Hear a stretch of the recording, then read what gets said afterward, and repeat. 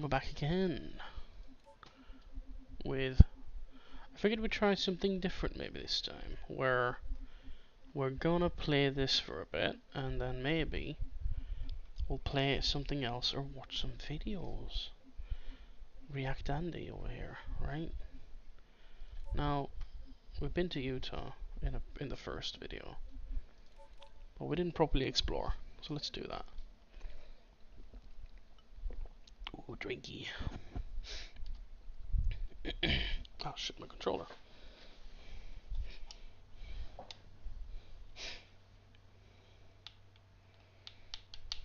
There we go. Monday, actually, hold on. How do we set a default vehicle?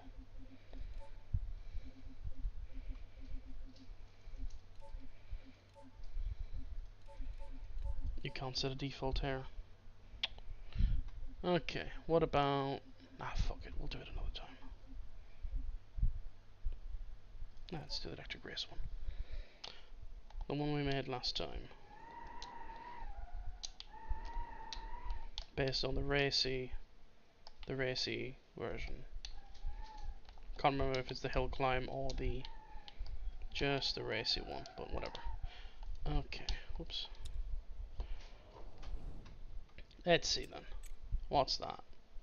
Wild West Trails. Is that dirt road or is that real road? I think it looks like proper road. AI race. Right down there. Let's go. Whee. This one definitely doesn't go off-road.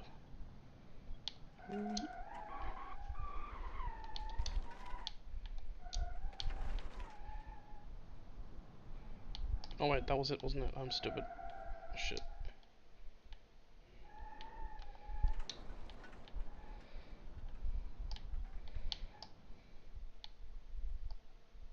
Right, there we go. Provided vehicle. What vehicle is that? Use proposed car. Okay. Is it an Audi Quattro? Looked like it. But obviously the game version of that. Oh no, it's a Buckle. Not a Quattro. Those things look like Quattros. Ooh, slips. Okay, no, I'm bad. Let's try again.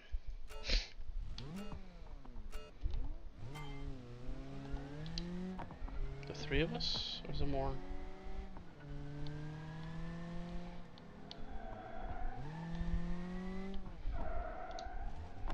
That's like Mercedes. What? Oh, good. A rock.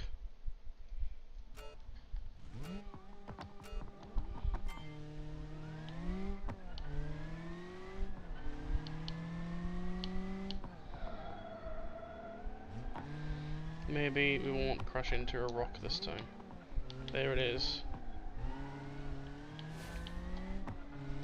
There's another rock over there. Let's not crash into that either. Let's go. Oh, snap.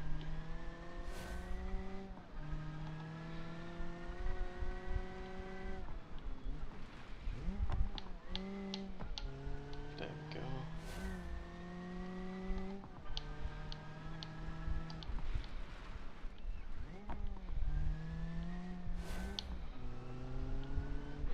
There we go.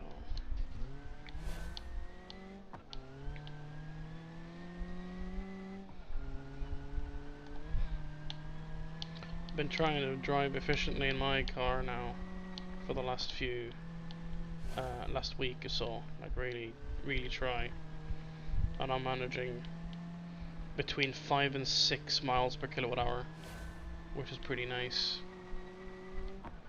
pretty cool.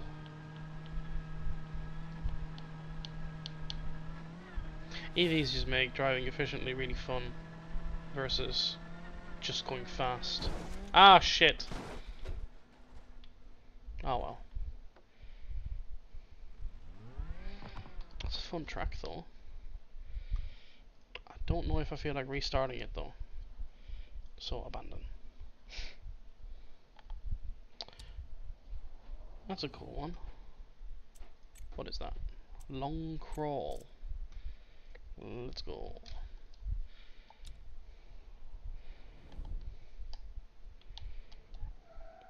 Oh, there we go.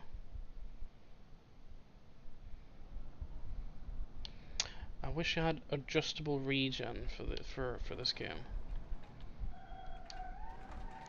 In my car, I have paddles that lets me turn the regen up or down, or even turn it off so I coast. Because I'm pretty sure it's better to coast than to slow down with regen and then have to speed back up again. So the more you can just roll freewheel. It's essentially the car is in neutral, but not true neutral because you're still in drive. Oh shit, that's broken. Oops. Yeah, that's more efficient than slowing down with regen and then turning and then speeding back up again.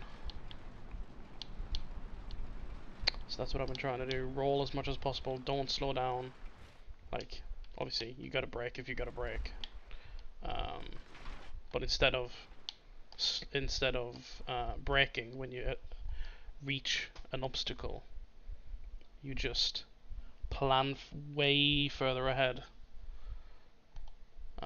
as far ahead as you possibly can, and then that makes you better. What is this? What about least amount of resets? Yellow recovery point. Use I to recover. Okay, let's go. Where am I going? What? Oh, I'm going up here. I see.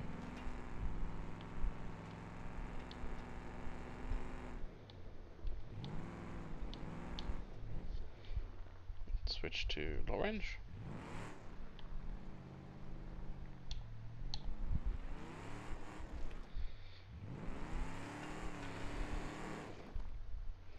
Lock diff.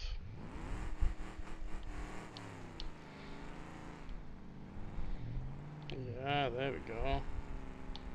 Oh, snips. No.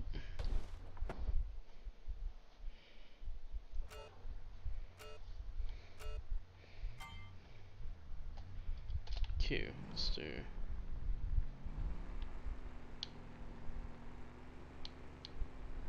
Realistic gearbox. Manual 2. Second gear. Low range. Diff is locked. I have no idea if I'm doing this right. I don't know. Almost nothing. I know almost nothing about this kind of driving. First gear. Oh my god. Okay, okay, come on. Yes.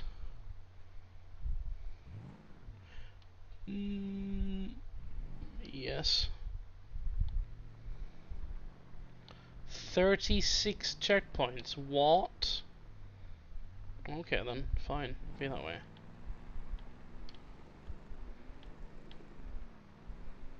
Did I get there?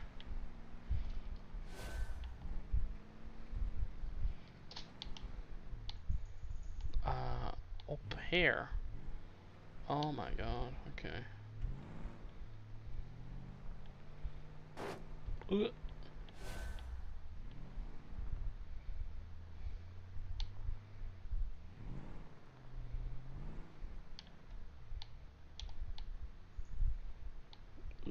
Shitting shit. Cool. Well, this is kind of fun. Ooh, snip.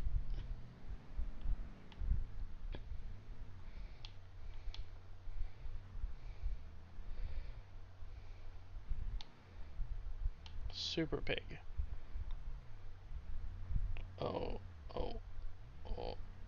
My wheels.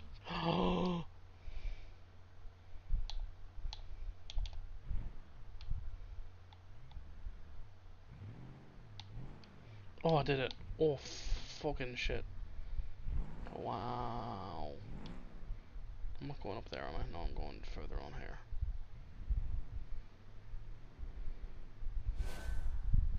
Oh, that's a checkpoint. Oh, we're on checkpoint number 4. Huh, no, no, okay,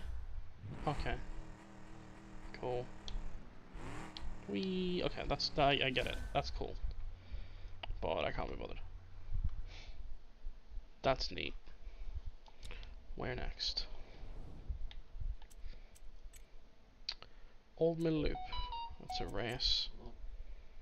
Ridge race, high speed. Okay. More crawls. High speed race. Let's go there. Set route. And is this a dirt road?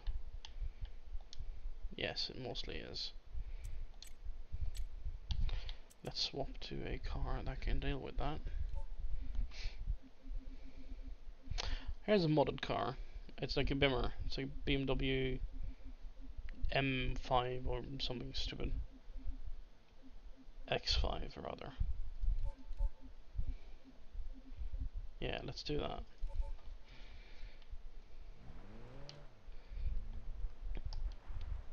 What's the inside look like?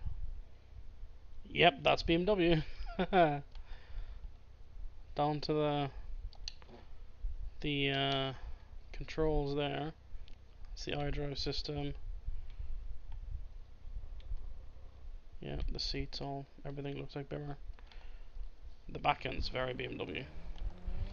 Of course, they can't call it a BMW on the official mod repository. If you want real cars, you've got to like download them off other websites, because it's like, I don't know, you don't have the rights to use them or something, so they can't officially endorse them. We could maybe look for some actually later on, or one day I'll have installed some.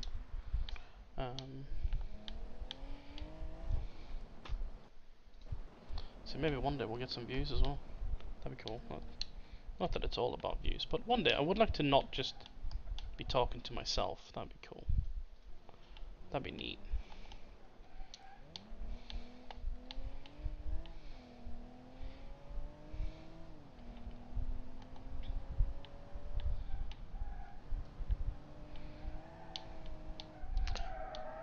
What's the frame rate like?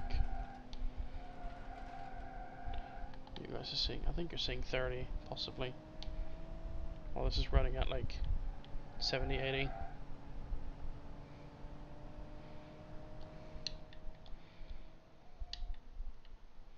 Look, it's GTA 3. Can we actually drive it like this? I could, but like, would I want to?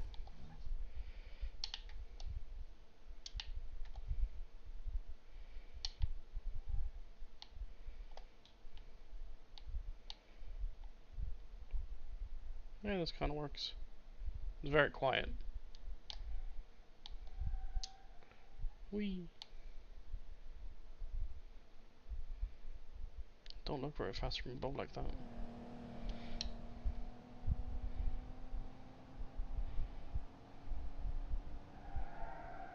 Oh, the bushes. The bushes.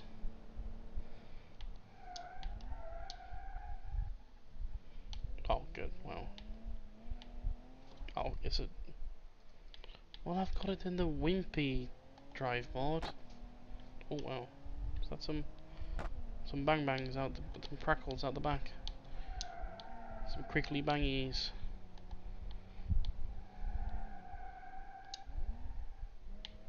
Let's just turn it off. It's restricting me.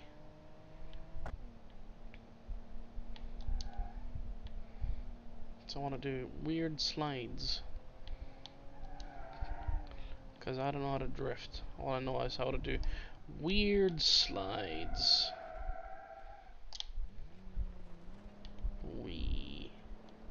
That's a poor turning circle. Use proposed car. Let's go.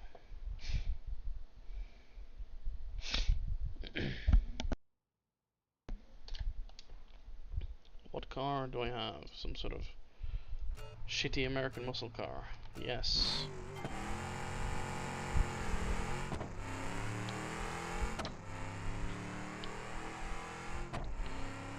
These things are too fast and they can't steer for shit. Ooh.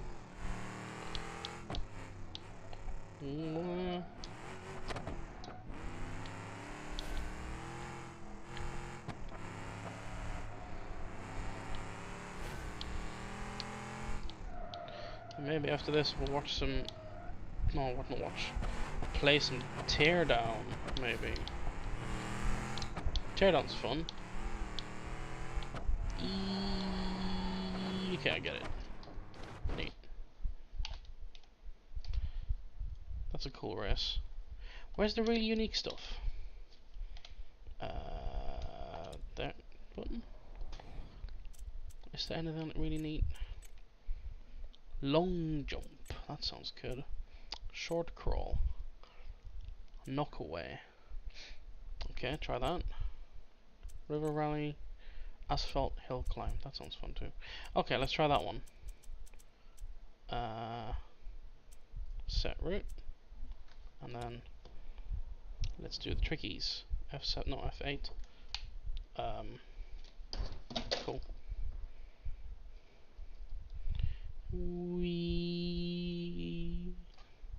and F7. Bang. The car. It is fine. This one. Provided. Use own or provided. Yes. Okay. Use provided. Was that a pigeon on the screenshot? I don't think it was. Okay, no, it's one of these. What the fucking what? That's not gonna be anything. Going 30 miles an hour. Bang. Wee.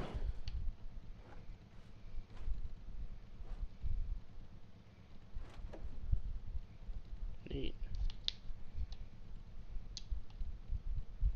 We did it.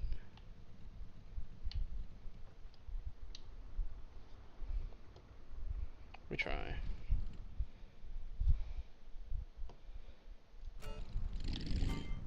Backwards. Oh, okay, we're not allowed to go further than that.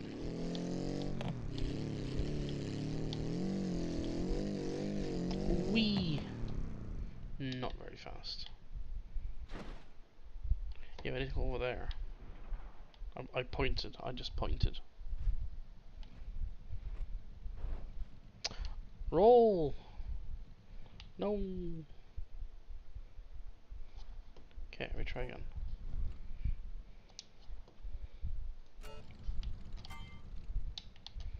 Right, I think we need to go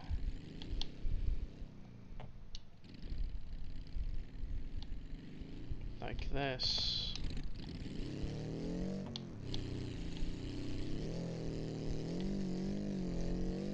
That way. Whoosh. Yeah, that's better. Oh, we hit a rock. Come on. Really? Really? Really though? That was the worst. Okay, one more go, because with this car at least. Ooh, don't get disqualified.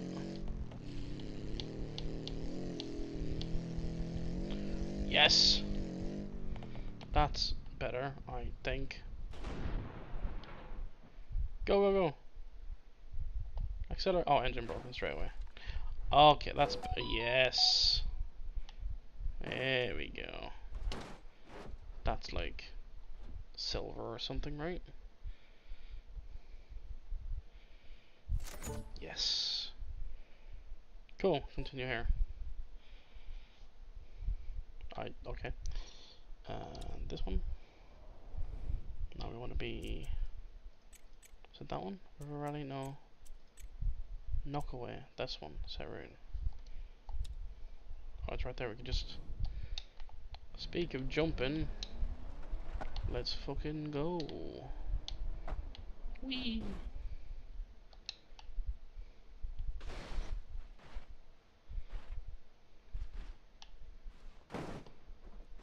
Boink.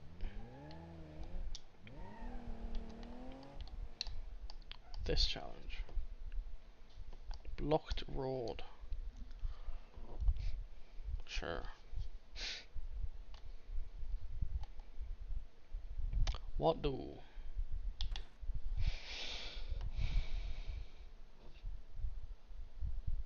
Okay.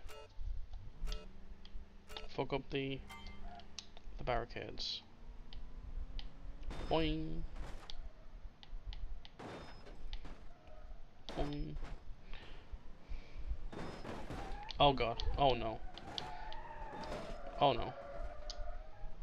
In 42 seconds. Oh no. Let's go. Let's go. Let's go. Let's go. Let's go. This is gonna be not good for me. Missed one. Missed two.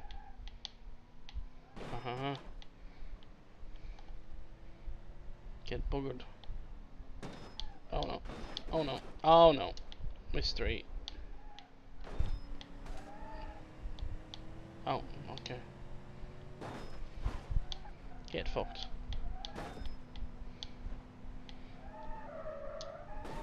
I can't do much of a slide in this. Oh! What's the front of the car looks like?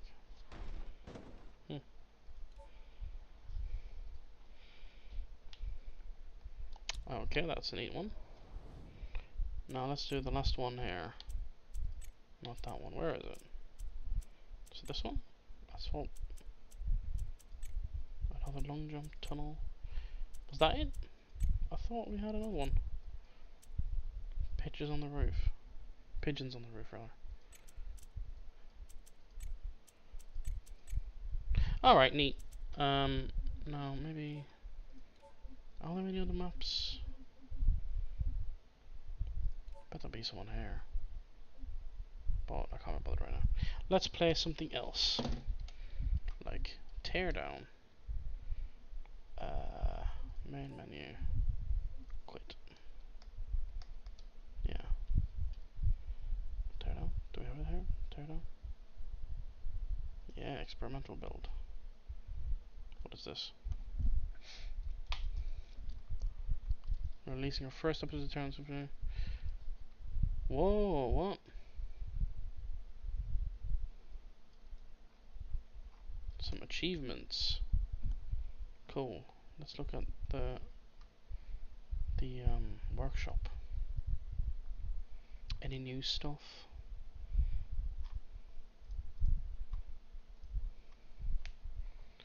Any new stuff? 1 week. No. Mirror. No. No. No. Omega holes. Polish house. Sure.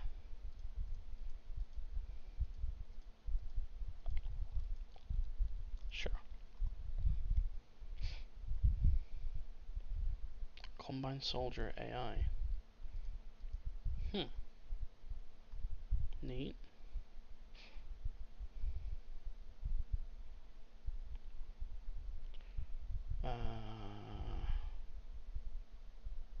Nah. Pyromania. What is this?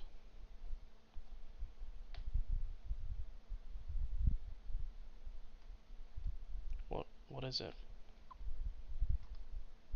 I'll try it, I guess. Let's go. I haven't played this in a little while. A week? 2 maybe? Let's turn that down a little bit. There we go. Mod manager. Anything new? So if you haven't seen this game before, it's... Well, let's just show you.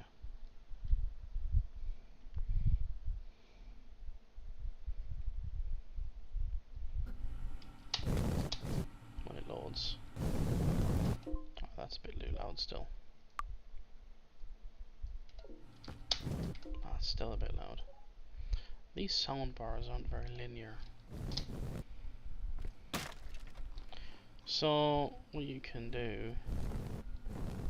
Excuse me if you already know what this game is.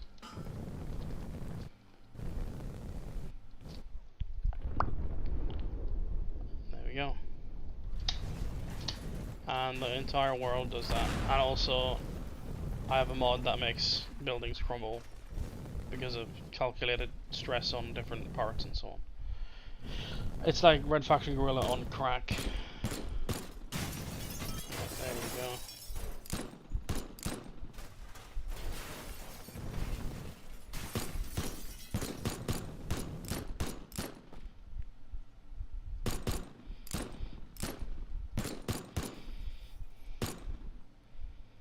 Uh-oh.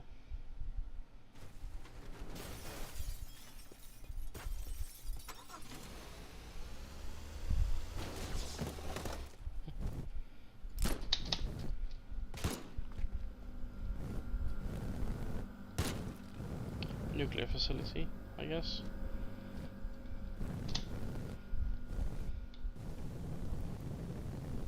So we have all sorts. Where was that thing we downloaded? Nitroglycerin. Is it not here? Oh, I forgot to turn it on, I think. Main menu. Power menu. Enable. And let's do Polish house.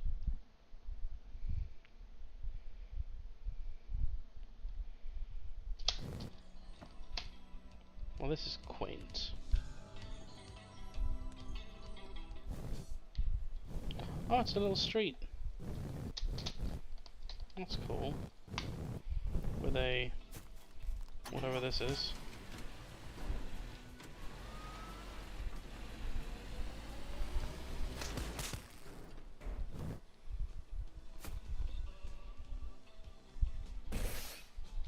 What? Whoa, what? Okay. Let's test it out. Ooh. Okay then. Now that's a lot of fire.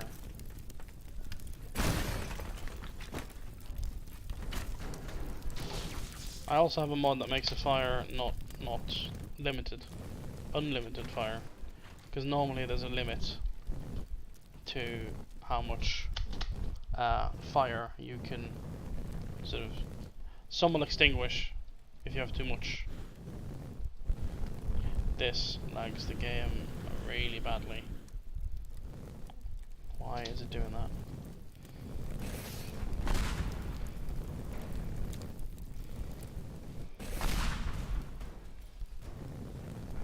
Poof.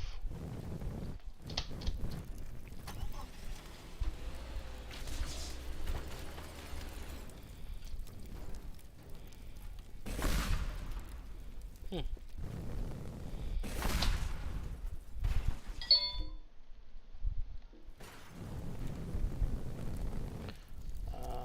Right. While that's on fire, I'll be right back.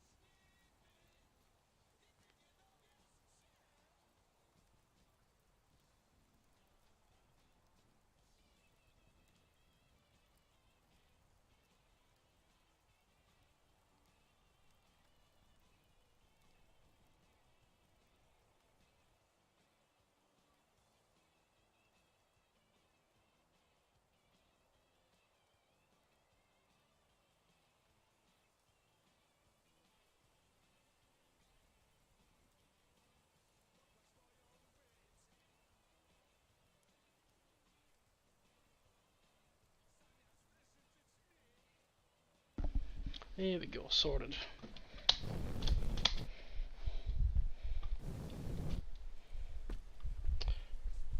Right. Bee plant bomb. Okay. Jesus. Fuck, man. Excuse me.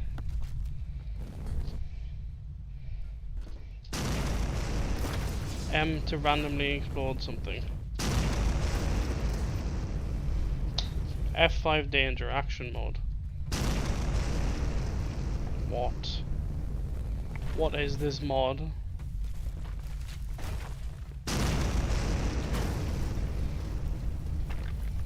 No.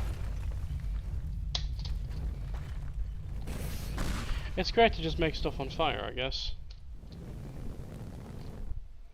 This map has been pretty demolished now. Any other ones that have been updated?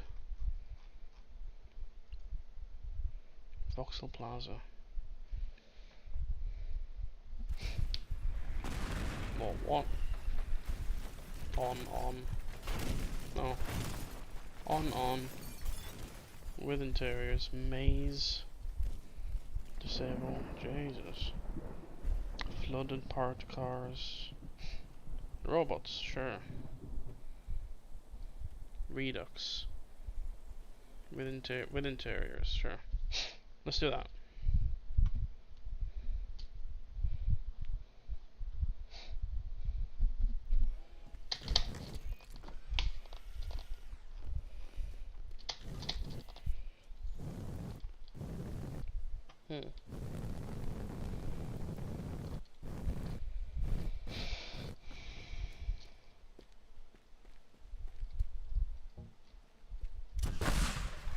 Open this up.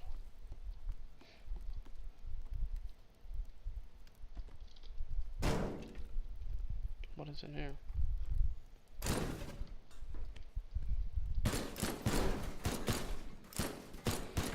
What is this? Conveyor belt?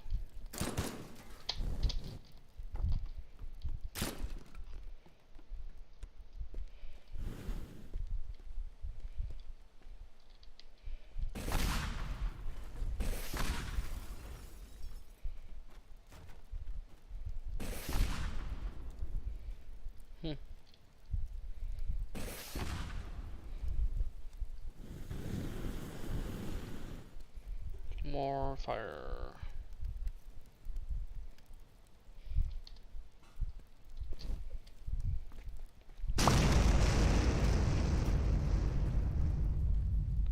I'm not sure this guy knows how to. This is not a very good mod. Definitely interesting though. Options. Performance explodey. Performance. Okay. Bomb settings. Okay.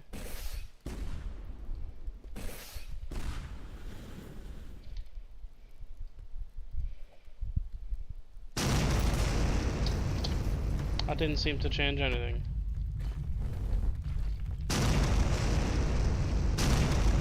Let's just do that. Ah, it's loud.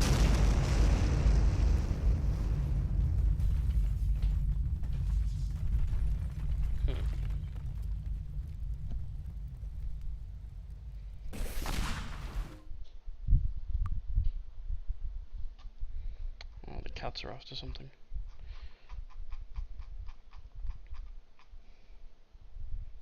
Explosive pack. Nah.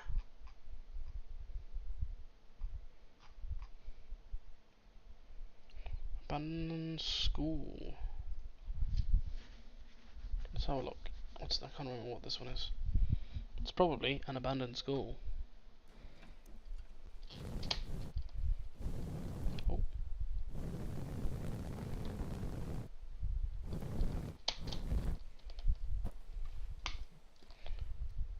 Was that already like that, or did I? Is it actively collapsing? Possibly.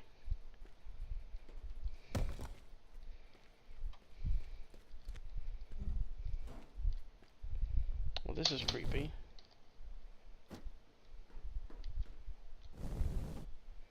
Actually, this is quite a well-made map. I like it.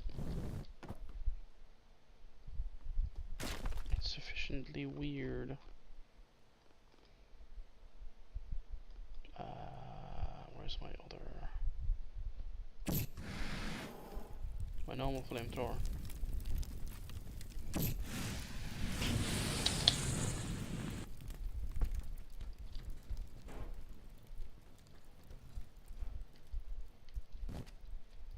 What's this light? Oh, it's just a fluorescent light bulb. Can we just close the door and be like, nah bruh, no lights in here. It still looks sort of a light. I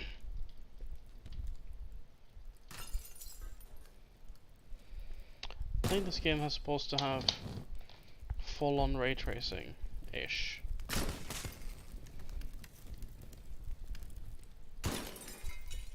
Oh.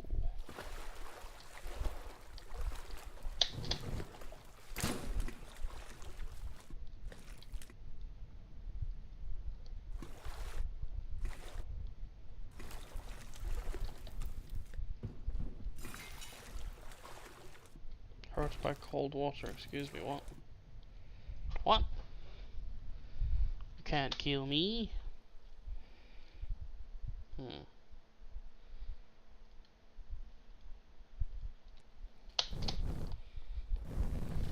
But why though? What was the other version? This one.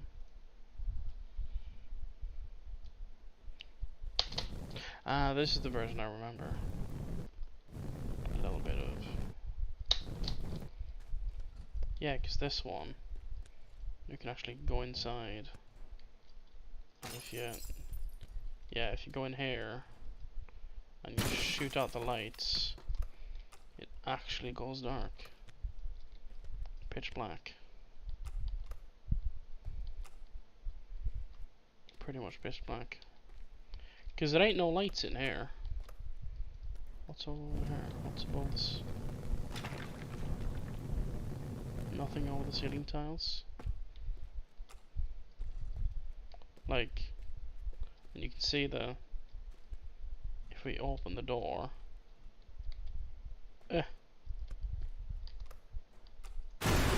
oh goodness me.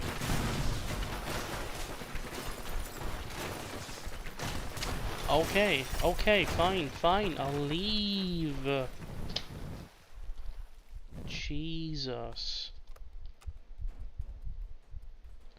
Are you finished?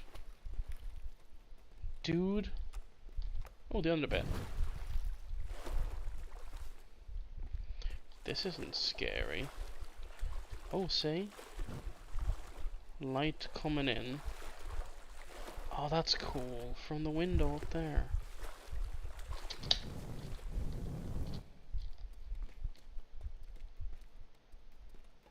And through...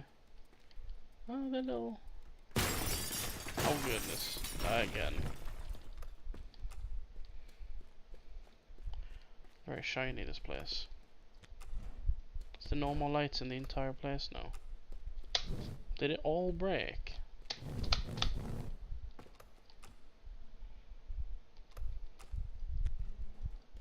Oh wow, now that's eerie. You can see the reflection of what's behind it. You see that stuff. You see it reflected. Oh, this is such a cool game. All the tech. Ah, no. I was gonna say that's a bit broken there, but it kind of... it sort of is a little bit broken there. But not completely. And I bet you... oh, I guess we could use this.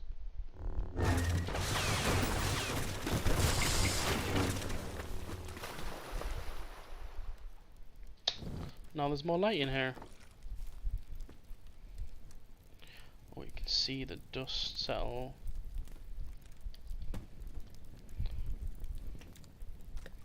See the the light from the... See the light from the flames? There we go.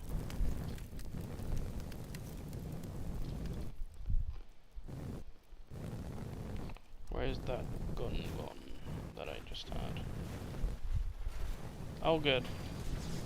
Now it'll be very light in there.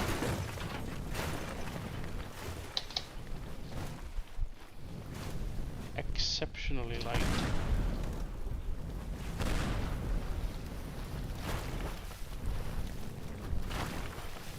Well then.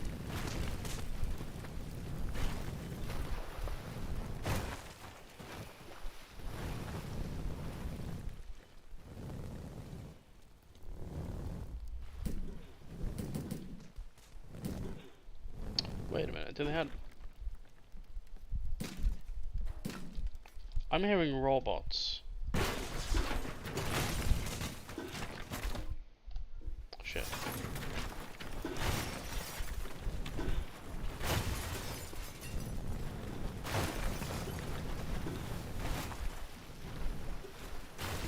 That's the robot noise, right?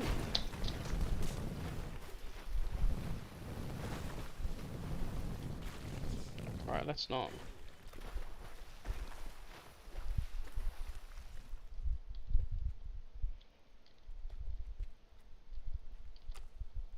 Hello?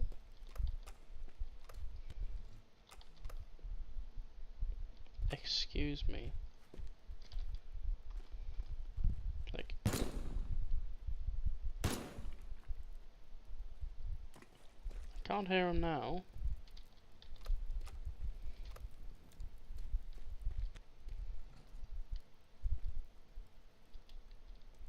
God, I love how the ray tracing works in this. It's so jank, but so beautiful. I swear I heard robot noises. Let's go back out of here. When was this updated? December 2021? Right, let's turn off... where is it? Structural integrity test. And then go back to abandoned skull. That one.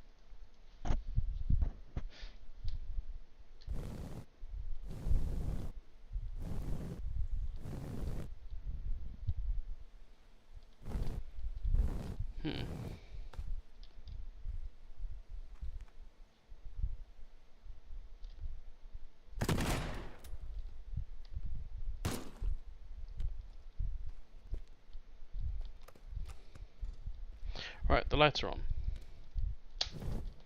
Great. I thought they were skeletons. What? Is that what was making a noise?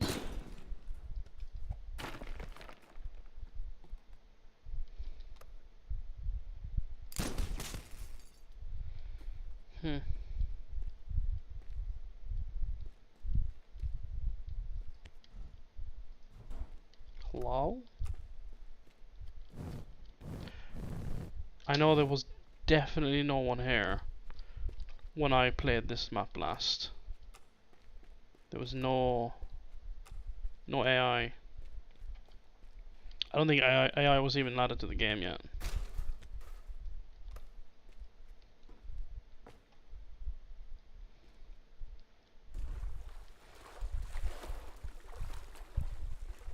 This is pretty creepy.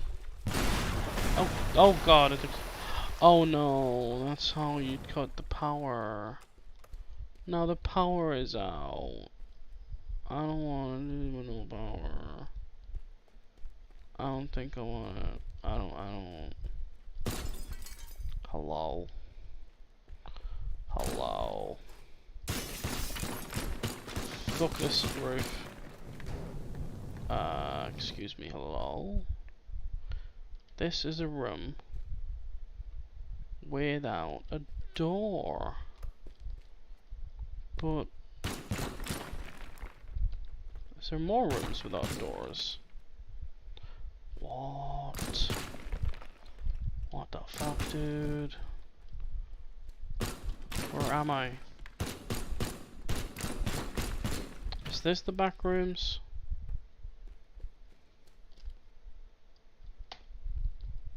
We getting into meme territory here.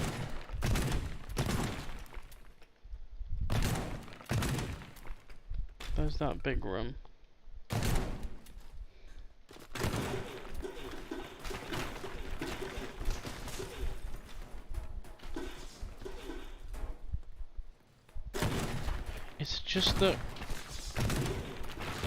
It's just the sound the cables make. These things. Right?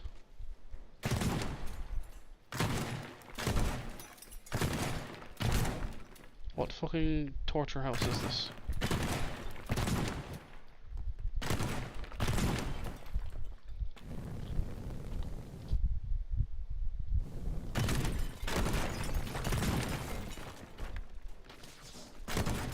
Nah.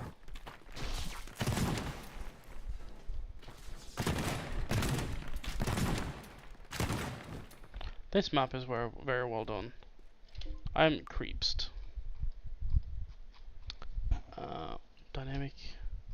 Dynamic.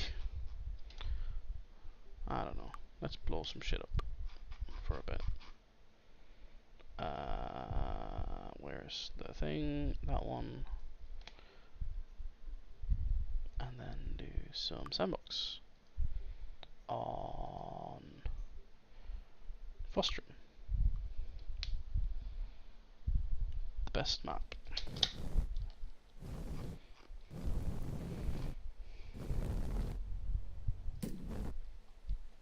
Oh, wow. That makes cool holes. Ah, yeah, because this material is like fragile and that material isn't.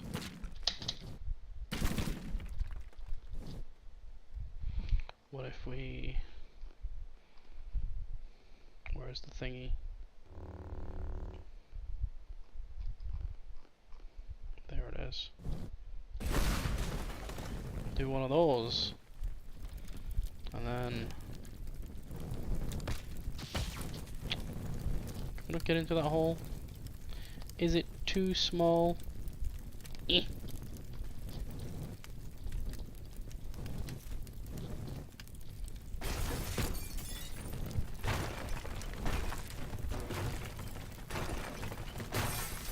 Uh-oh. All good. An exit. Cool. Oh, a sale. What's for sale? Blender. And what that is. Gimmick. Bickies. Pans and knives and pans. Doodads. And bombs. Ooh. There it goes. Ah, shrapnel grenades. These are the coolest. Shit. Not when they hurt me. There we go.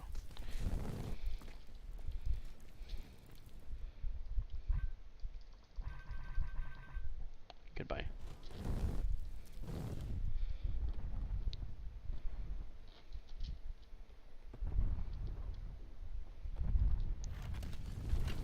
Oh.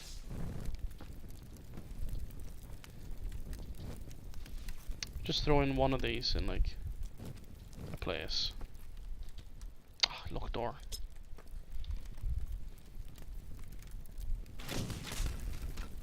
Is it still locked? Oh.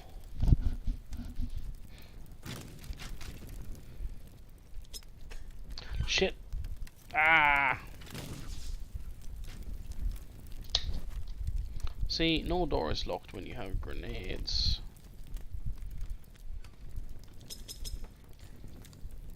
Oh shit. No. Ah. Also death when you have grenades.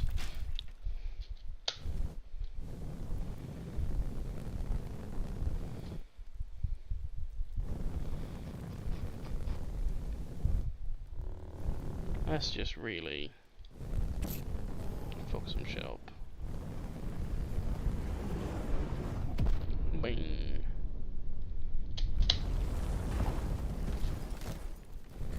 What happened?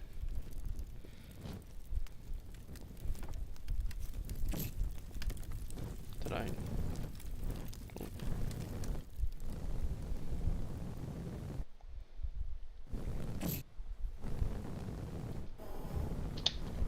Uh-oh. Don't need slow-mo when you have no frame rate. Although, this machine handles it pretty well. 16 FPS. And 19. And 20. And 24. A cinematic 24.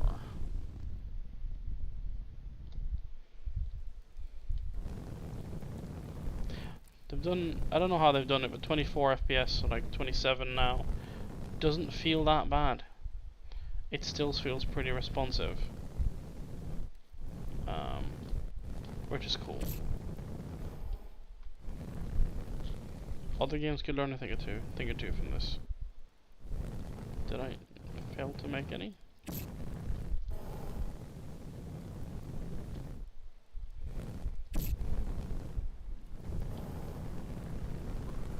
Oh, there we go.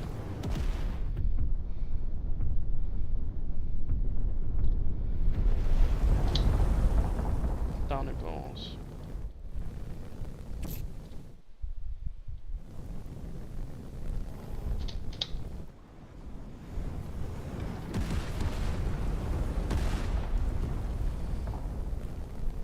Neat. Oh, has this been updated?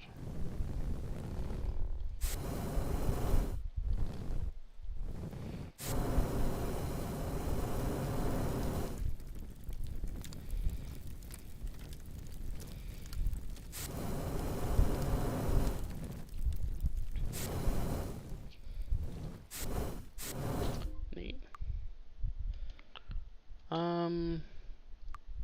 What to do now? I figured maybe I'd watch some reviews of cars I'm interested in, that I like, from channels that I like. Because there was the E-Nero review, which could be interesting. What else is there? Is this guy who I like to watch? Don't buy an e-tron Q4. Yeah. I don't Hello. think you should buy an Audi Q4 e-tron. Let me tell you why. So we have, I know someone who's getting one of these e-tron Q4s.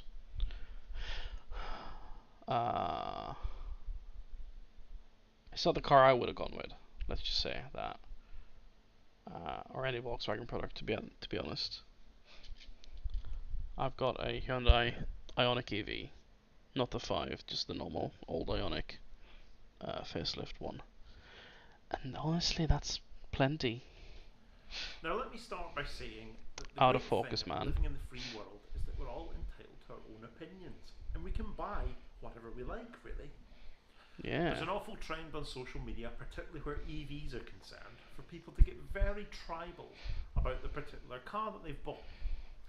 This is going to be a reasonably negative review of the Audi Q4 e-tron, but if you own one and you love it, that's absolutely great as well. I'm not attacking you personally, and I want nothing more than for you to be completely satisfied with your car. It just wasn't really for me. Hopefully that will cut down on the number of people banging on in the comments about how I've gravely insulted them just because we don't all like the same things. Hey. Back in November last year, the e-tron 55 I had went back onto, and they replaced it with a Q4, which they just brought on. And he quite liked his e-tron, the full-size e-tron. It's an interesting car, although I know they have issues with the software, where charge scheduling, the Q4 e-tron doesn't have charge scheduling on board, but the full fat e-tron will have issues with charge scheduling on certain brands of chargers, I believe. which isn't great. To their fleet. If you haven't seen the series of videos about the e-tron 55 that I made at the time and you'd like to check it out, please do. There's a link in the description. This was probably the first mistake on my part, driving an £80,000 plus e-tron 55 and a Q4, which is significantly cheaper, back to back, was probably doomed from the start. They're not really comparable. It's not fair to compare them, and nor should it really has messed up the focus on this one, but oh well. Maybe the Q4 is significantly less expensive. I also really like the e-tron 55, although it's not without its flaws. It was right up my street. Comfort and luxury in spades, as I've said many times before, it was a luxury Audi that happened to be electric, rather than its drivetrain being its sole defining purpose. I'd have one tomorrow if I had the spare cash, no doubt about it. Now that's the Q4 e-tron there. The big fat e-tron though, it's got this humongous battery. It's huge. It doesn't get that many miles because it's not very efficient. And I'm sure it's nice, but like, how do you park it? You know, you've probably got the 360 camera and the whole shebang, but like, I don't know. It just seems too big. Like, my car isn't very big. It's sort of a medium-sized saloon or a sedan, and I don't have trouble with it. But if it was much bigger, like if it was just a little bit bigger, you'd get problems real fast. I tried though to be subjective with the Q4 and assess it on its own merits. The model I had from Onto was a Q440S line with the comfort and sound. If you can't tell, I work in the EV industry, adjacent to the EV industry, which yeah. Packs, £999 a month, if you're so inclined, which sounds like an awful lot of money to rent a sub £50,000 car. But actually, looking at them on traditional lease deals, in that trim, it seems to be a pretty expensive car to lease. And of course, nobody anywhere has one in stock. If you want to be driving one now, Onto's probably about your best bet. Yeah. We're not talking about a bottom of the range car here either. At £51,500 on the road, we're well up the range with the 40S line, which of course... That's so much money though. Keep coming back to my car. I'm convinced my car is the best value for money car. Any of them, hybrid, plug-in, or the EV. By far the best value car you can buy new. Comes with or used, really. 82 kilowatt hour gross battery. That's 82, that's so much. Kilowatt hours of usable battery, and it promises us a 293 mile WLTP range. 293 miles WLTP with a 77 usable.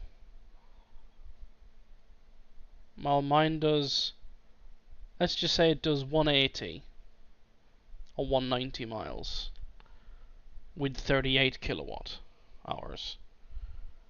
So you've got about half the battery capacity, almost exactly half, with 2/3 of the range, near enough. Like, the efficiency differences are huge. Whereas, so let's say you're charging, so you say you're charging at 30 pence per kilowatt hour, so 0.30. Times that by 77 if you're charging for full. That's £23 for 300 mile. Meanwhile, I'm paying, so if it did my car, 0.30 times 38, whoops, times 0.30 times 38, I'm costing half the money to charge and get 2/3 of the mileage. So what would that be? So let's do another calculator. So the range at was it 290 said ish. So to get, if you get 5 miles per kilowatt hour, so 77 times 5 miles per kilowatt hour. So okay, so that it gets nowhere near that. 77 times 3? So 77 times 3.5. Whoops. 269. So okay, so your average efficiency would have to be in the high threes. So 77 times 3.7. Yeah, okay. So you're to get the WLTP figure, you need to average 3.7 kilowatt per miles per kilowatt hour in the e-tron. Meanwhile, mine does. I'm getting between 5 point, like, let's say I get 5, which is low for me on a proper long run, times 38. That's 190. Yeah. Around town, I'll get 5.5 to 6. Like, these are huge differences in efficiency on these things, and of course, then I'll pay less because I'll get further. I'll get further on less money. 204 PS and a 0 to 60 time of. Which that might not be the most important thing for some people, but to me, yeah, I want a really efficient EV because it's fun to drive efficiently. 8.5 seconds. Almost sounds a little underwhelming in this crazy arms At race. 8.5, that's about the same as mine does in sport. Which is a bit mad when you think about it, really.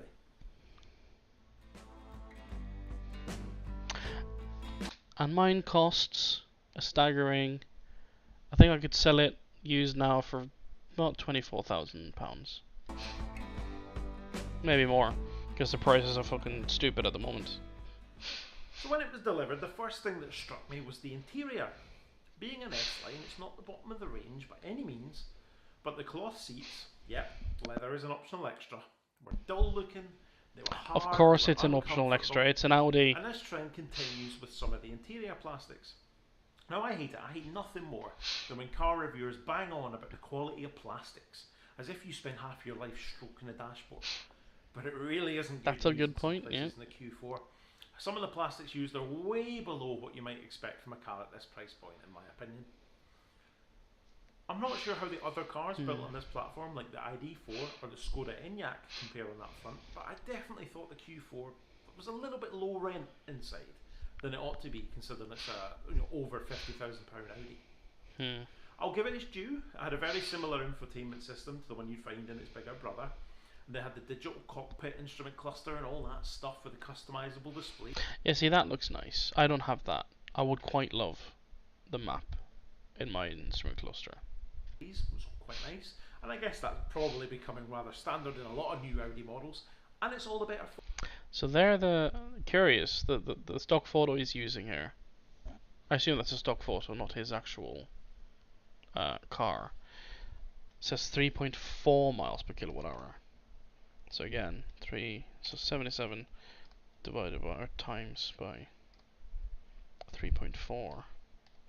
That would get you 261 miles. I'm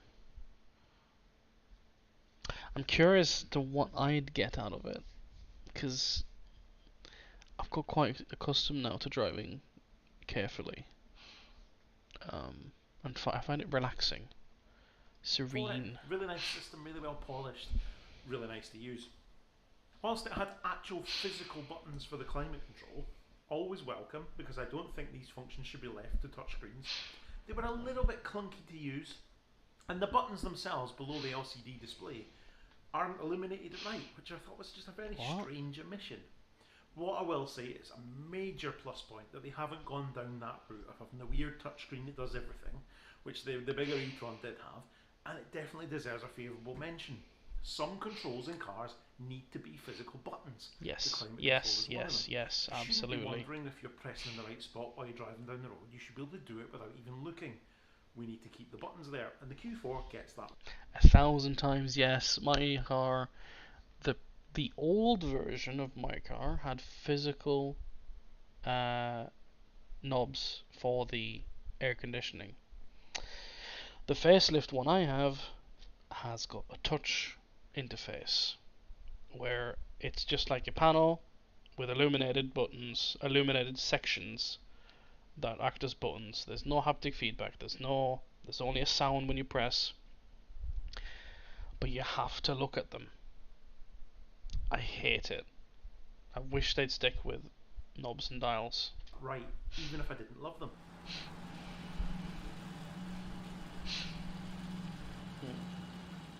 Let's stop worrying about stroking the dashboard for a minute and talk about how it actually drives. The first thing I noticed was actually how slow it is. And that's a ridiculous thing to say about a car with a 0 to 60 time of 8.5 seconds. Slow. Lackluster would probably be the best way to describe it. Just no sense of urgency at all. Given it tips the scales at just over 2 tons, maybe Because I it's shouldn't be fat. too Yeah. surprised. Maybe the higher power 50 model would be more to my liking, but the Q4 certainly won't win any awards for performance. The ride and handling wasn't much better either. The suspension seemed to be stupidly firm. You feel absolutely every bump in the road. Because it has to be. It's got to be firm to deal with the big weight. I Yeah. assume this is an effort to present some kind of sporty image. You know, it's the On S-Line that, after yeah. all. Oh, sport But it's a suspension. 2-ton Wow. SUV, and it would be better off without such a ridiculous setup. Perhaps the non-S-Line models come with suspension that's a little bit softer. Oh no, yeah, that is the thing with Audis. Anything S-Line, they ruin with sport suspension. I think it was like some old review guy was like, you have to order it from if you order an S-Line, you have to tell the factory before it's built, no, I want comfort suspension, not the S-Line suspension. I'm not buying a fucking sports car here, I'm buying an SUV. For whatever reason you buy an SUV. I don't know. They're stupid. But I just I hate think. every mile I had to cover in it. It was just horrible. Don't look huge. Like it's large for an SUV, because it's an SUV rather, but it's not. One area where I'd actually, Breaking. believe it or not, Huge. rate the Q4 fairly highly was on practicality. It had a decent sized boot, ample room in the back, everything you need really from a car of this size. I'd say it could really do with some storage up front though, for the charging cables, and the omission of any kind of frunk deprives it of that. Mine doesn't have a frunk huge either. bonnet, It doesn't bother me, Audi are but definitely it would be not handy. the first, and they won't be the last manufacturer to neglect that area.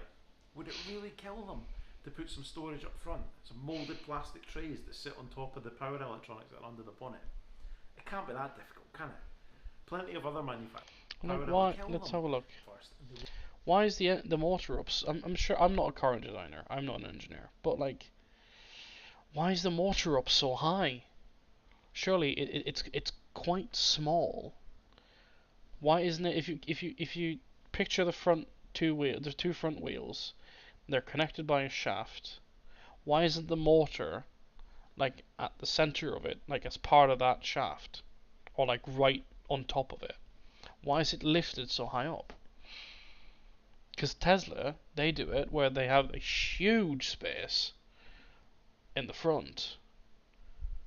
So it's definitely possible, and this is an EV that's been adapted from an ICE car.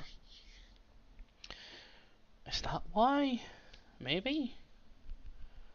I don't know. And mine's the same. It doesn't have a frunk. And I wish... I don't miss it, because my boot is huge, but... Still. Won't be the last manufacturer. It'd be nice. And the plastic trays that sit on top of the power electronics that are under the bonnet. It can't be that difficult, can it?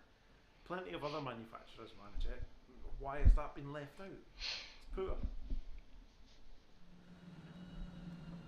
Driver aids. Next up, driver aids. Now I moan about these a lot, and for a lot of cars I'm driving, it's a constant sort of bugbear.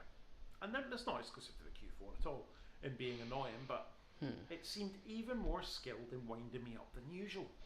Do you even get any driver aids? Because it's probably an option if you don't buy the fancy version, because it's Audi. There was no discernible way to turn off the lane assist function for anything more than a short period of time, so it would keep turning itself back on. And it was hugely annoying and hugely oversensitive. Audi may not be totally at fault here, because I know that the industry as a whole, driven by regulation, is moving more and more towards these features being permanent and stopping the driver from being able to override them. but it definitely detracts from the already pretty miserable driving experience. I actually suspect that the car I was using might have been a little bit faulty as well, because it would often bong at me and come up with a warning on the display to put my hands on the steering wheel, despite just driving along normally in a straight line. My MG ZS EV would do that if you had MG Pilot on, this sort of the adaptive cruise auto steering thing, and took your hands off the wheel. Obviously, it would then tell you to put your hands back on the wheel, a bit like Tesla Autopilot does as well.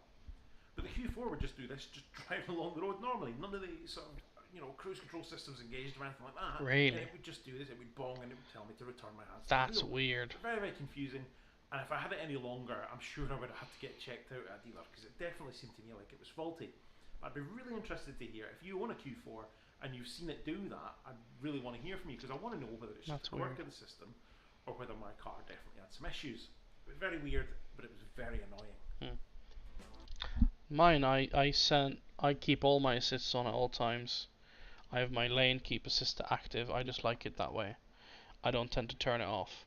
I've only had it mess up one time, where it wanted to turn left, when there was some weird road markings, I think, and it veered to the left. And I was, of course, you have your hands on the wheel. You don't trust it completely, so you need to be ready to take over. And I took over and fixed it. Done. Never happened again. But I keep all that stuff on because it just makes motorway really easy, almost too easy at times if you're a bit tired. But it's a tricky one, because mine also will nag me if usually I have like either one hand or almost a finger on the wheel, and you've got to like slightly apply pressure to let you know that you're there. I know Mercedes has like a touch, an actual, it'll sense your hand at all if you're touching, like a smartphone screen does. It doesn't need pressure, it needs something that conducts electricity, like your fingers. But yeah, that's an interesting one. That shouldn't come on when you don't have the system on, because why wouldn't you touch the wheel when you're not having the system? And also, I can't drive a car again now without anything without adaptive cruise control. Is just useless. Jesus Christ, it's all good.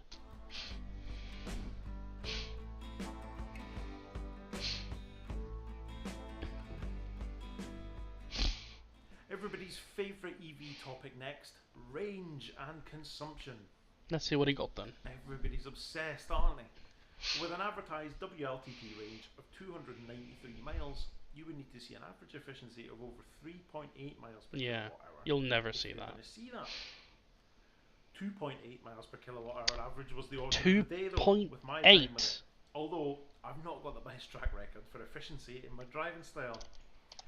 That would still see you with a real world range of over 200 miles, so it's not to be sniffed at, admittedly. What? But it wasn't that drastic. 2.8, that's pathetic.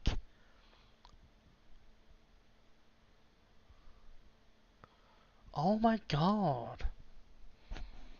That would leave me with like 100 miles. Whoops.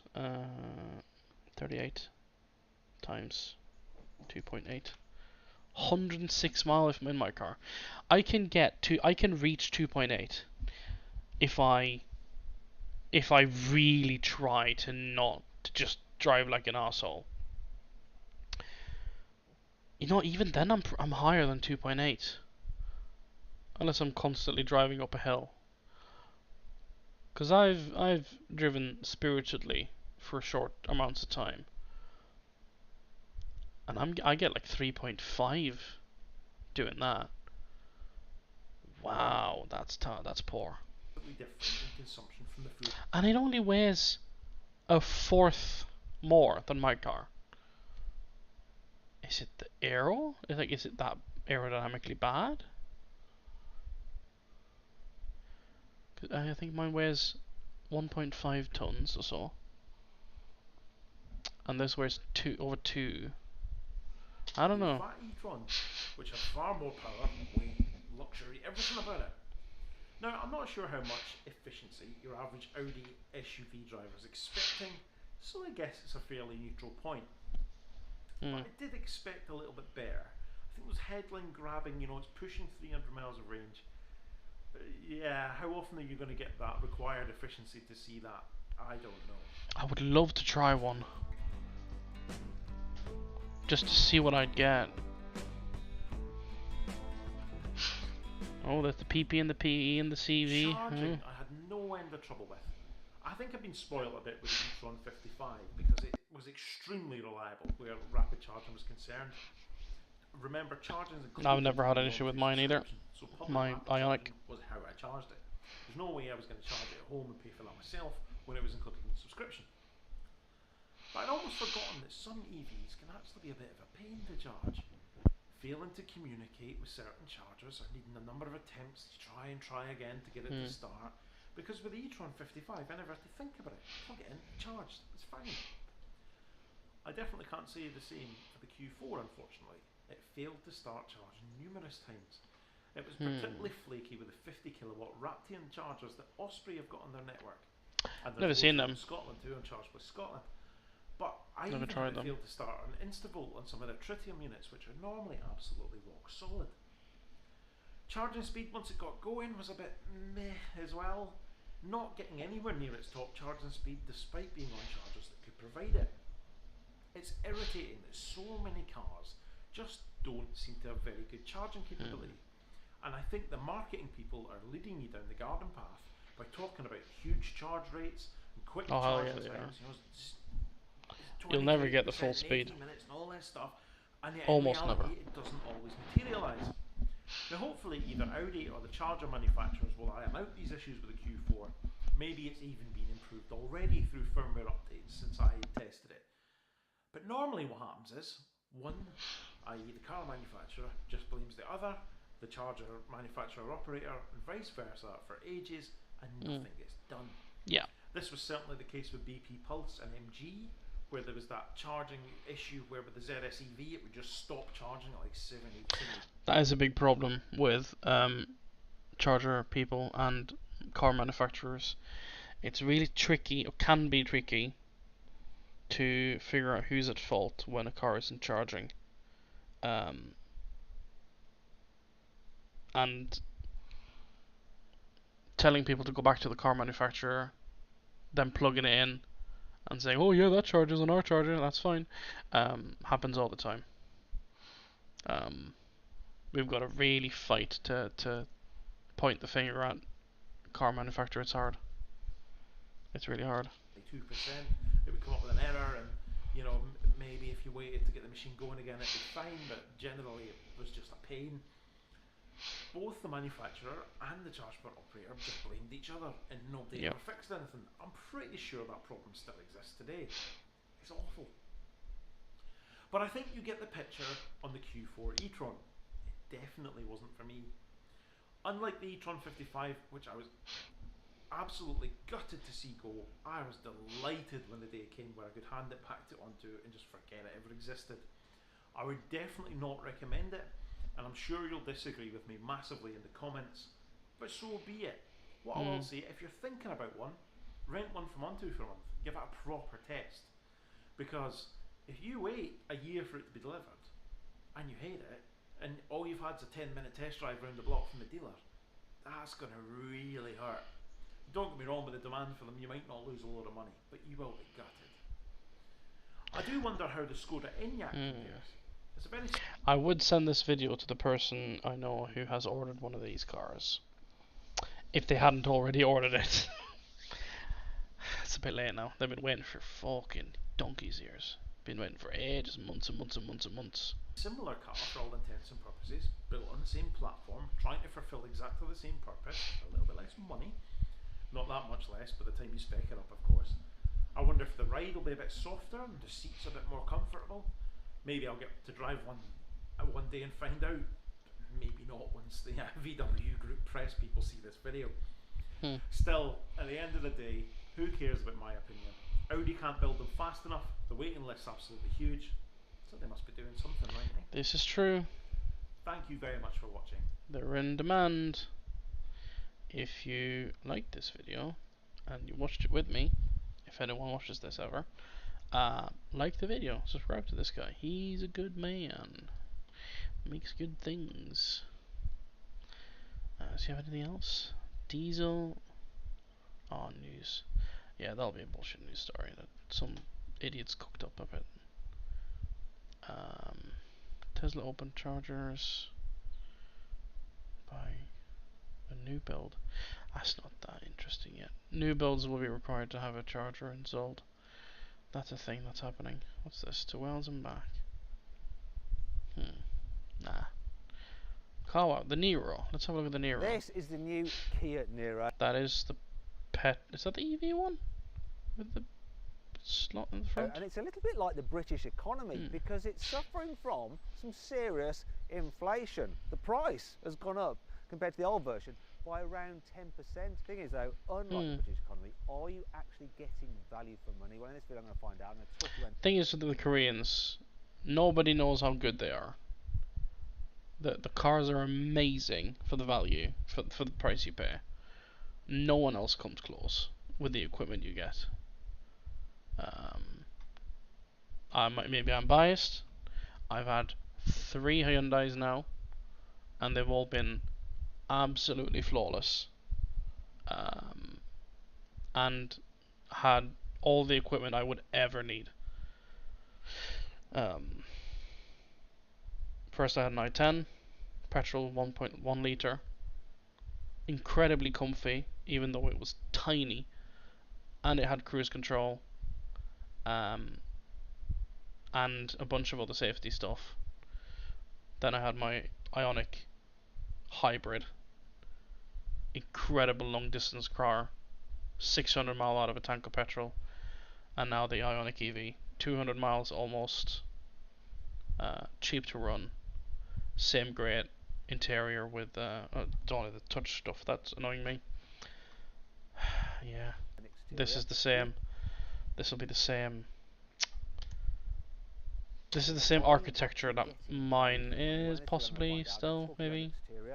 The old Nero was the same architecture as my car. I don't know if this new one is.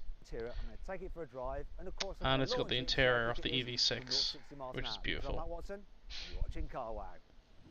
Buy, sell, car. Wow. Let's start this video by talking about the design of the new Kia Niro. So, is this the electric one? It's really cool. I do think this light design is a bit like on a Volvo, though this is interesting. Look, there's an vent there and a vent there, and it improves airflow down the side of the car to improve. I don't know if I like the weird color strike there. Paint on this part, so it looks like the side blade on an Audi R8. I don't think I like that. Audi R8. I wouldn't specify that. It looks weird. Just body coloured. It wouldn't sound that so much. Looks so silly. What's interesting as well is that if you go for this electric-only version, the EV model. Oh, it is the EV. Alloy wheels are standard. However, if you have one of the hybrids, the alloy wheel changes between 16 and 18, depending on which spec you go for. Speaking of which, the entry-level model doesn't have blacked-out windows like the top two specs do. All models do have black panelling down here and here. It's quite nice from the side of this car. Favourite bit though, look at the front of this car. I really like this. That looks so much better than the old one. That's really nice, and this smally grille effect there, the big lights. Now, if you have the entry-level car, this bit and this bit is so miles better than the old one. Cars, but overall, a really good-looking car, if you ask me. Now, the starting price of this new Niro is just under £28,000, almost £3,000 more. Pretty decent car. And if you want to make sure that you're paying a fair price for the car you're buying and want to check out savings, click on the pop-out banner up there for the link in the description below to get a car. Is that the lower battery version? Current car through Car Wow, and our dealers will bid on your car. Yeah, we know, man. We know. If you want to do all that at a later date, just simply Google "Help Me Car Wow" and we will help you change your car. The inside of this new Niro is even better than the outside. It's really cool and modern. That is lovely. Quality materials, squidgy softness, feels expensive. I like the fact that you've got these touch controls here for your car. See, and if we pause it, I like the fact that you've got these. There. So some of it's touch. That's fine, I think. But the knobs, left and right temperature, and that's the important part. I can adjust the temperature without taking my eyes off the road. And these are all separate. I don't know if you wanted specifically, I want air on my face and these two off. You would still have to take your eyes off the road. turn AC off and on, and so on. Where's the heat button? Is there no heat button? Mine has a button for heat, so you can turn the heating off and on, because heat absolutely murders the battery range. Touch controls here for your climate control, but you can quickly toggle to like this stereo and stuff like that. It's really, really clever. I also like the fact that all the buttons are really, really like this stereo and stuff. Let's like see. that. It's really, really clever. I also like. There we go. Vented seats again, same as mine. All they're good. Heated, parking sensor, rear camera, auto hold. Auto hold in mine doesn't remember that it's on, which is a bit annoying. The electric parking brake.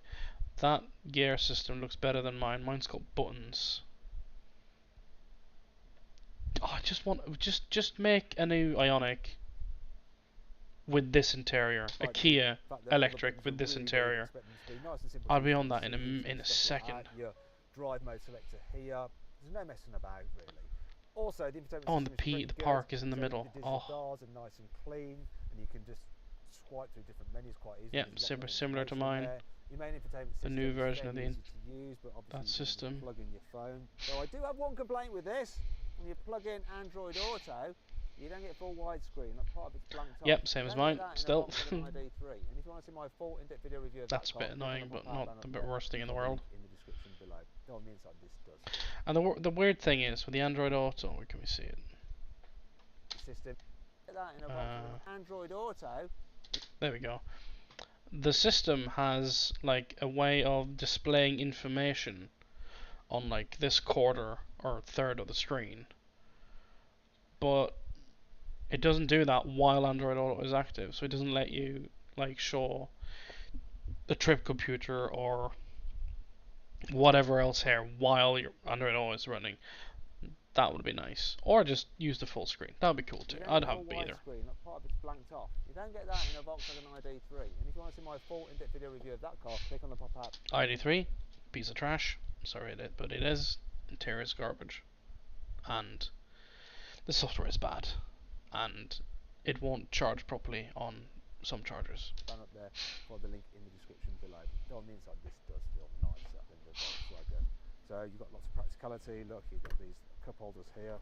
They are a little bit loose for thinner bottles, so that's better with a fatter on there. Speaking of which, the door bins aren't the largest. Look, you do have to squeeze that bottle in there. There's some more storage under here. You've got some storage down there for your mobile phone, obviously. Wireless charger, of course, yeah. You've got your 12-volt charging socket. Mine's got that. There and a USB-C there. The glove box is a reasonable size. So overall, it's pretty practical in the front. The seats are nice and comfy, apart from one thing. These headrests do protrude a little bit forward. So that's a safety thing, I believe. Another thing I want to point out, you get some huge vanity mirrors, which is really good if you're hugely vain like me.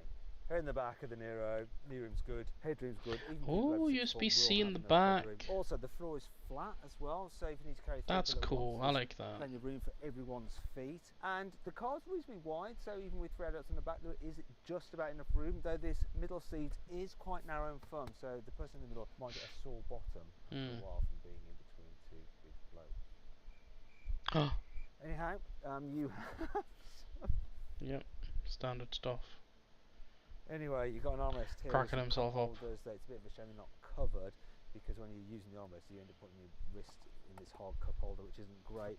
What's also not great is the fact that the ISOFIX angle points are a bit of a faff to get to, so it can take age on your first fitting seat. I don't have an ISOFIX seat. I'd be scared to mess up the leather. Quite high, and it means that the seat is actually quite level when you mount it, and that means when your baby falls asleep, it doesn't flop forward like it does in a lot of cars when it's just resting against the seat squab because it's tilted back usually like that. That's the thing I've learned since being a father. Another thing I've learned is that having USB in the back here on the seat backs that you get in kids is really handy for people in the rear seats. It doesn't like tangle around your legs. Also, like these airplane style storage areas here on the back of the seats, and this, look, the rear windows go all the way down. All the way down. You don't have one touch on the back windows like you do at the front, but then you don't on many cars. Overall, though, I'm very impressed with the That's something I don't quite get. Why isn't that? Why on mine, same as this one, where the front windows have 2 like clicks.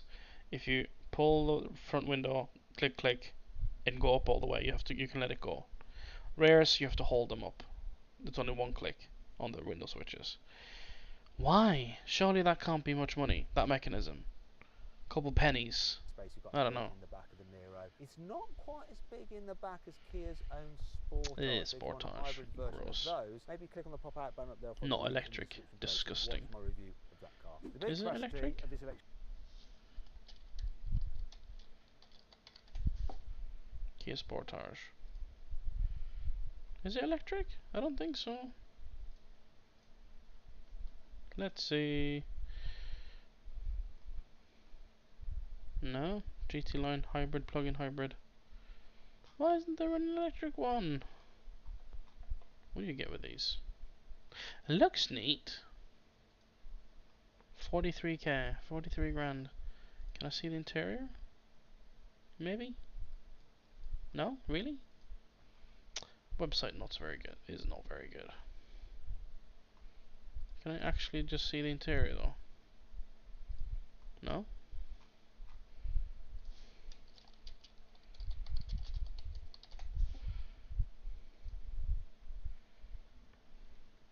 Yeah, it looks similar. It's the same thing. EV6 inspired. version of the Kia Niro is 475 litres, which is pretty that's full good, screen and it's a useful square shape. There's a slight boot lip, but it's so small that you can just drag things over it quite easily like that when you're loading. I like this feature as well. So rather than a big bulky parcel shelf, you get this little cover here. Oh, that's nicer than.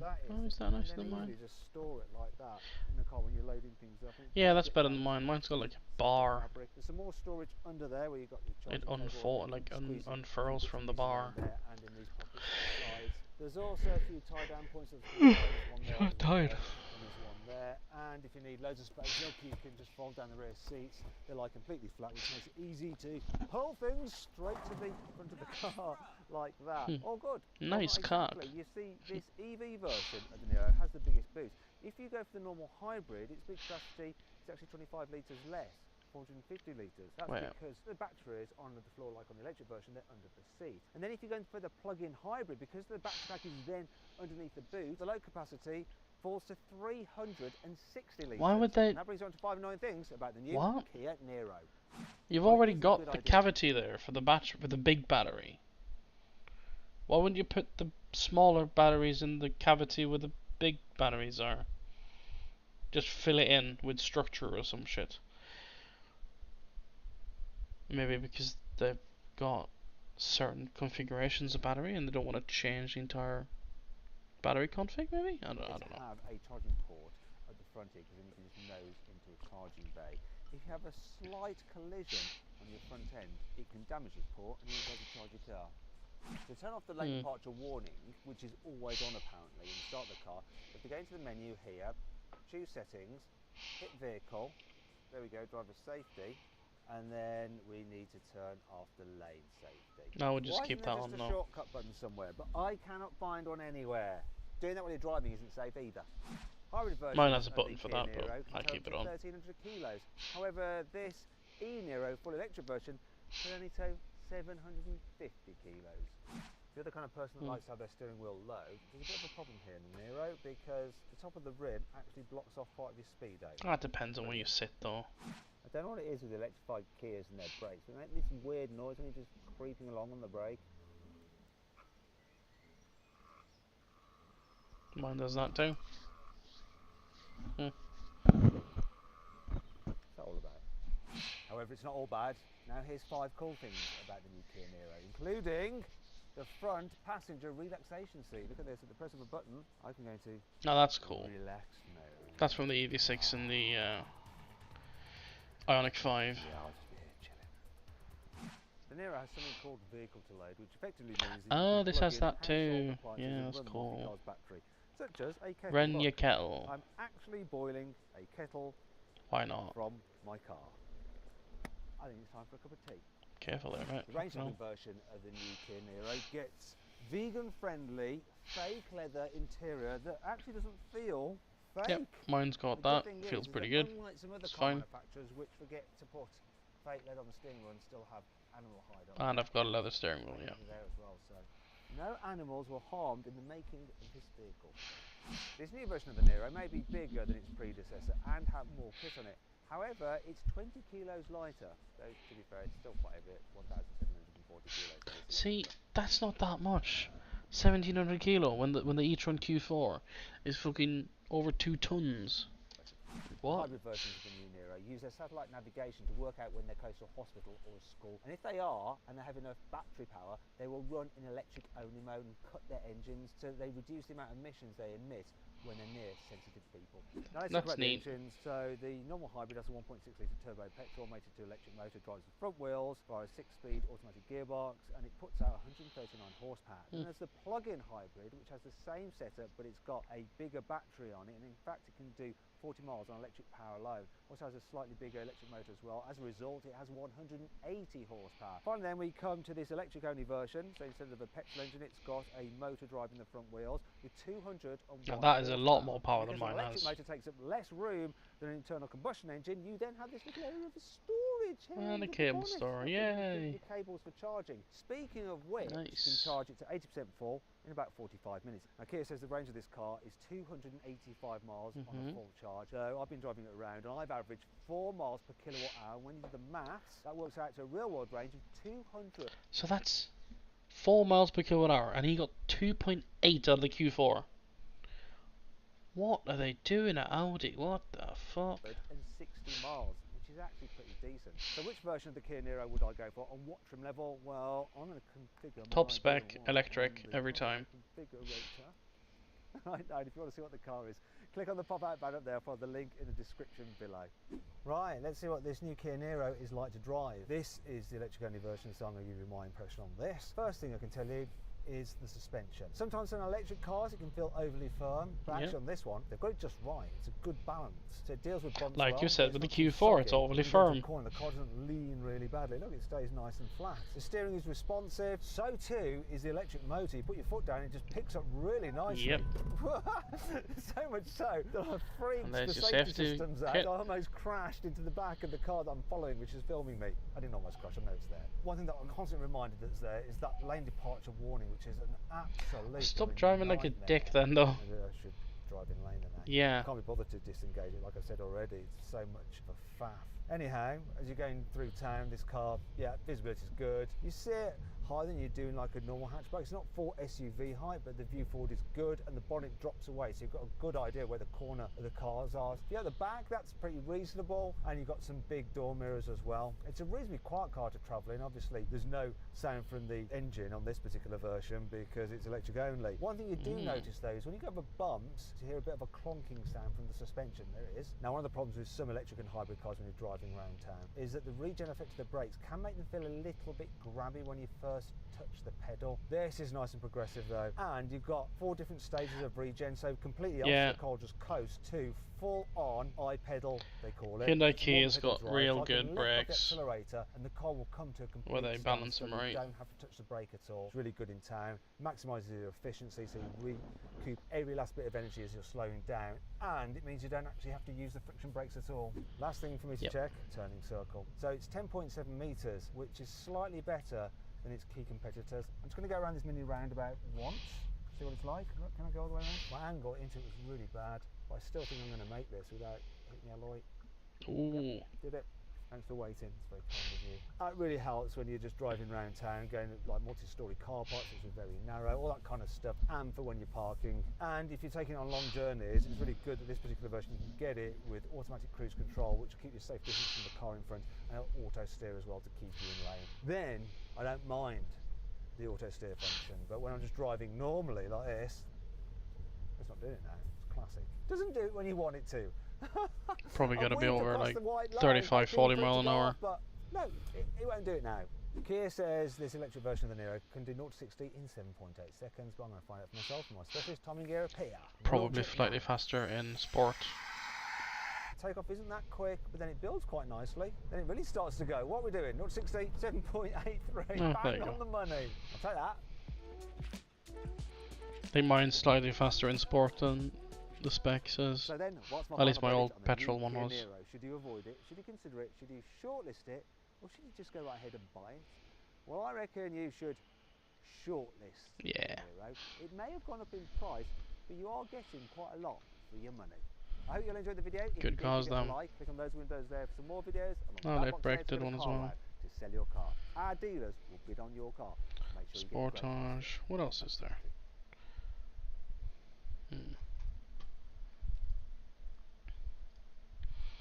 Right, I think maybe that's it. Oh, that's me.